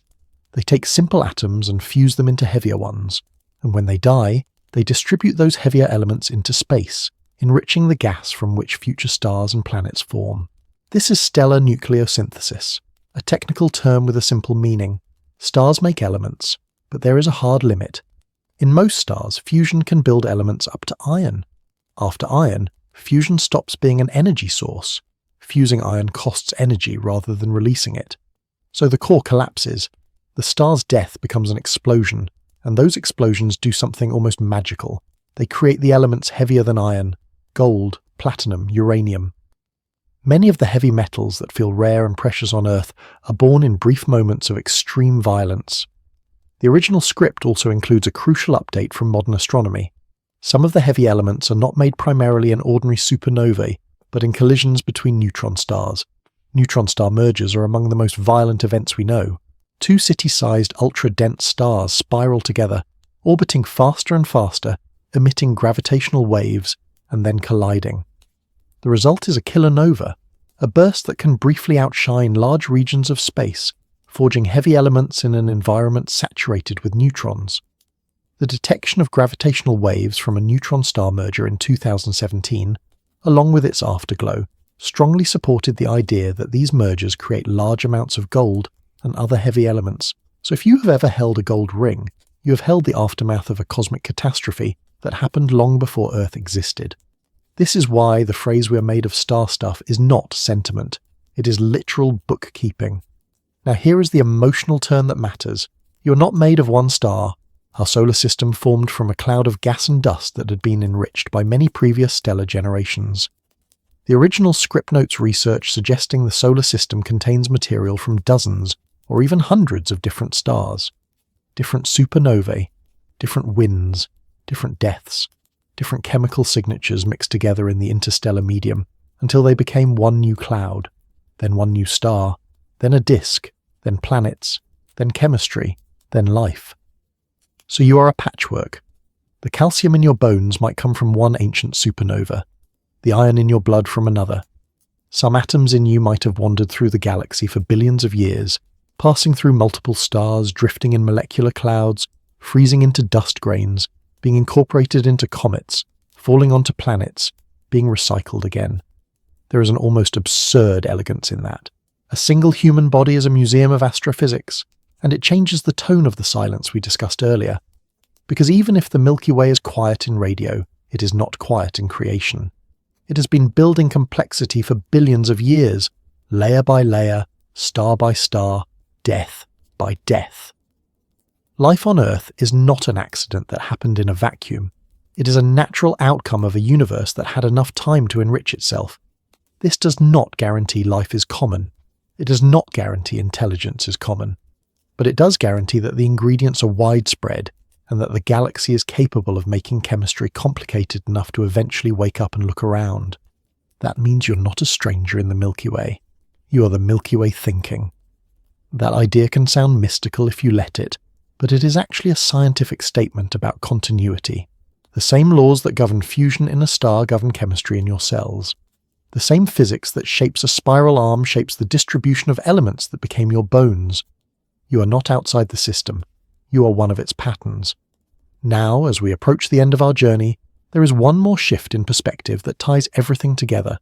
We have talked about the structure of the Milky Way, its dark heart, its cannibal history, its invisible mass, its skeleton of gas and fields, its waves, its worlds, its silence. But there is a final secret hiding in plain sight. The Milky Way is not only our origin, it is also our destiny. For most of human history, the Milky Way felt eternal, a river of light that returned each night, unchanged, indifferent to our lives. But everything we have learned in this journey points to the opposite. The galaxy is not finished. It is still assembling, still recycling, still being tugged and stirred by gravity and slow motion. And the future holds an event so large it makes every other secret feel like a prelude. The Milky Way is on a collision course with Andromeda. Andromeda is the nearest major spiral galaxy to us, a vast system of its own with hundreds of billions of stars. It is so large that you can see it with the naked eye from a dark sky as a faint smudge, which is almost funny when you realize what that smudge really is. A whole galaxy, millions of light years away, approaching us through the dark. In about 4.5 billion years, these two galaxies will meet. Collision makes it sound like two cars slamming into each other. That is not how galaxies collide. Galaxies are mostly empty space. Stars are tiny compared to the distances between them. So when the Milky Way and Andromeda pass through each other, most stars will not hit other stars. They will slip past like grains of sand in two drifting clouds. But the structures will not stay intact. Gravity will twist the spirals. Tidal forces will pull out long tails of stars. Gas clouds will slam into other gas clouds, compressing violently and igniting bursts of star formation. The skies of any worlds that still exist then would become crowded with bright new stars and sweeping arcs of light, an entire cosmic landscape reshaped. Computer simulations suggest that after multiple passes, the galaxies will lose energy and finally merge into a single larger galaxy. The spirals will likely be erased, and the final shape may resemble a giant elliptical galaxy, a more rounded, diffuse system compared to the clean pinwheel we know now. It is the same story we saw with dwarf galaxies, just scaled up to a level that feels almost absurd. The Milky Way has been the predator for billions of years. One day it will be prey and partner at the same time. Now, the natural question is what happens to us. By that time, the sun will be near the end of its life. Our star will not shine forever the way it feels like it does. In roughly the same era as the Milky Way and Andromeda merge, the sun is expected to swell into a red giant. Earth's fate in that stage is uncertain in detail, but it will not be a comfortable home. If humanity still exists, it will almost certainly have moved, changed, or vanished long before the merger reaches its dramatic phases. So this is not a prediction meant to scare you. It is a perspective shift. The galaxy that feels like a stable cradle is also a changing machine. Not fast in human terms, but relentless in cosmic terms. The Milky Way has a biography. It has a past full of mergers and bursts and quiet stretches. It has a future with an even larger merger waiting. Our home is temporary in shape, even if it feels permanent to our eyes. And notice what this does to the emotional meaning of the secrets we have uncovered. The spiral arms are not fixed lanes. They are waves that organize motion and create stars. The central black hole is quiet now, but it has likely flared before and could flare again. The galaxy grows by consuming neighbors, and its halo holds streams of torn-apart systems like fossils in motion. Most of the mass is invisible, and we still do not know what it is. The space between stars is full of gas, dust, magnetic fields, and chemistry, a skeleton that circulates and renews the galaxy like weather. Then there is the silence. We live in a galaxy that can create worlds by the billions, and we still do not know whether any other world is awake. That question remains open, and that openness is part of the story. It is not a failure, it is an invitation. An unfinished chapter that future instruments and future minds might finally read. Even our understanding of the Milky Way's present is still under construction. We debate how many major spiral arms it truly has. We refine the exact shape of the bar in the center. We map the warp and the waves with increasing precision. We identify new streams and old merger remnants. We build better models of the dark matter halo by watching how the galaxy pulls on its smallest companions. Every year the map gets sharper. Every year the Milky Way becomes slightly less mythical and slightly more known, and yet it never becomes small. Because knowledge does not shrink a galaxy. It expands your ability to feel what you are looking at.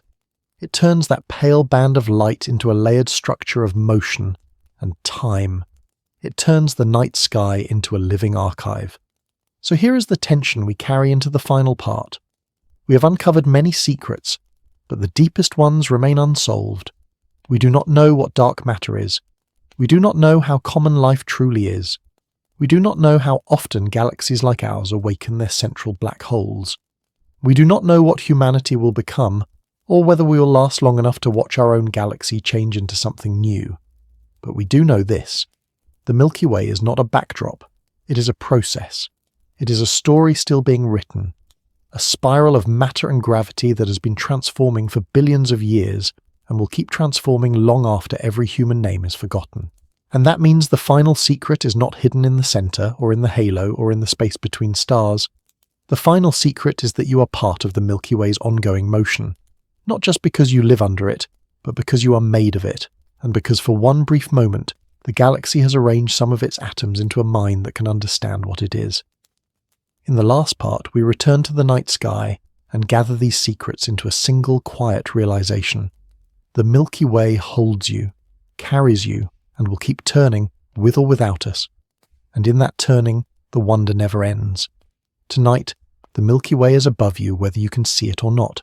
City lights can drown it, clouds can hide it, daylight can erase it.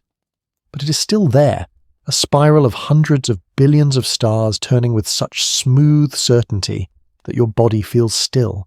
And that is the first quiet truth to hold in your hands. You have never been still. You are moving with Earth's spin, moving with Earth's orbit around the Sun, moving with the Sun's orbit around the galactic center, and the whole galaxy is moving too, drifting through the local group, pulled toward future encounters written in gravity long before you were born. For most of human history, we looked up at the pale band of the Milky Way and thought of it as a picture, a river, a road, a spill of divine milk, a silver stream across the heavens. We wrapped it in stories because we did not yet have the tools to unwrap it in measurements. Then the measurements came, one patient step at a time. We learned that the Milky Way is a disk, and that we live inside it, embedded in a spiral arm, too deep inside the system to see its full shape at a glance. We learned that mapping the galaxy is like trying to understand a forest while standing in the middle of it, surrounded by trunks, blinded by nearby leaves, and blocked by fog. So we built ways to see through the fog. We used radio waves to map hydrogen. We used infrared to peer through dust. We used space telescopes to trace where star formation lights up the arms. We used the Gaia mission to measure the motions of 1 billion stars, turning a static sky into a moving pattern. And slowly, the Milky Way revealed itself as a spiral, a system roughly 100,000 light-years across, rotating on a timescale so immense that it makes human history feel like a blink. We learned that spiral arms are not rigid structures but density waves, patterns that move more slowly than the stars themselves, like traffic jams that hold their shape while cars pass through. Then we found the dark heart.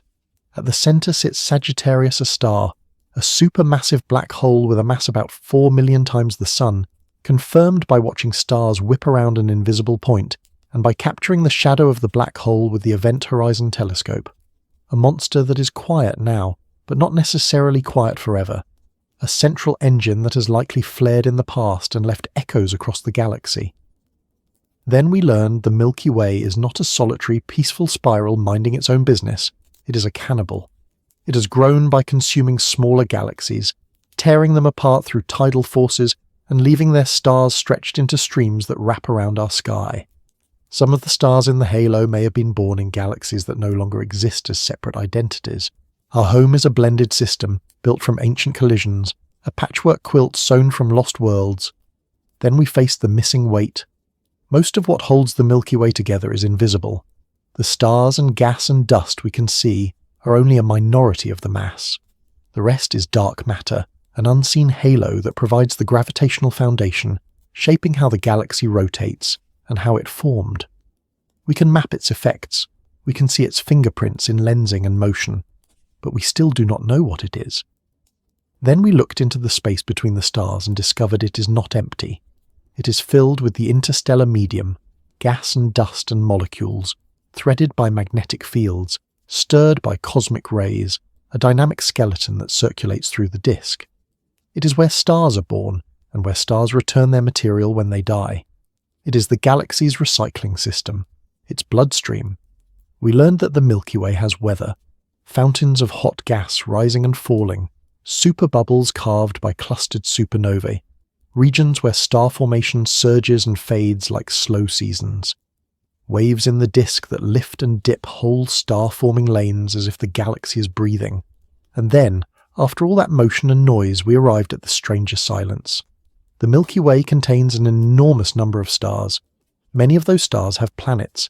Many of those planets may sit in environments where liquid water could exist, and the building blocks of life are not rare in the chemistry of the galaxy. So we ask the haunting question, where is everyone? We do not know. We have theories, time, distance, rarity, filters, silence as strategy, civilizations too brief to overlap, civilizations too advanced to be visible in the ways we are searching, but no confirmed answer. And that silence turns the question back toward us.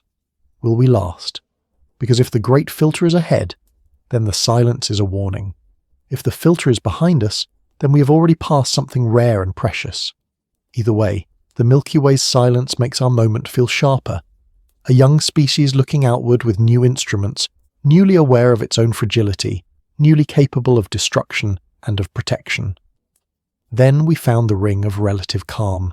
Not every region of the galaxy is equally hospitable. The inner regions are energetic and crowded.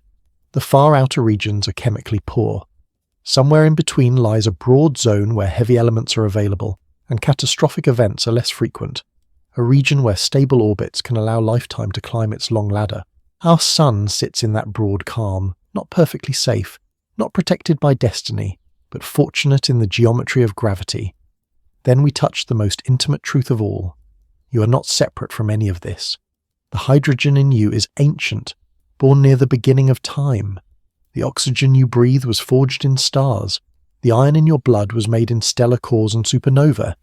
The heavy elements that make rocks and oceans and biology were created by stellar deaths and neutron star collisions. You're a patchwork of many stars, many explosions, many histories mixed into one body. You're the Milky Way's matter, arranged for a little while into a mind that can understand what it is. And now, at the end, the final secret arrives like a gentle tide. The Milky Way is still unfinished. It will continue consuming smaller galaxies. It will continue cycling its gas into new stars. Its black hole may flare again. Its disk will keep rippling. And in billions of years, Andromeda will arrive, and the two spirals will merge into something new, dissolving the familiar arms and reshaping the sky of whatever world still exists then. So, the Milky Way is not a monument.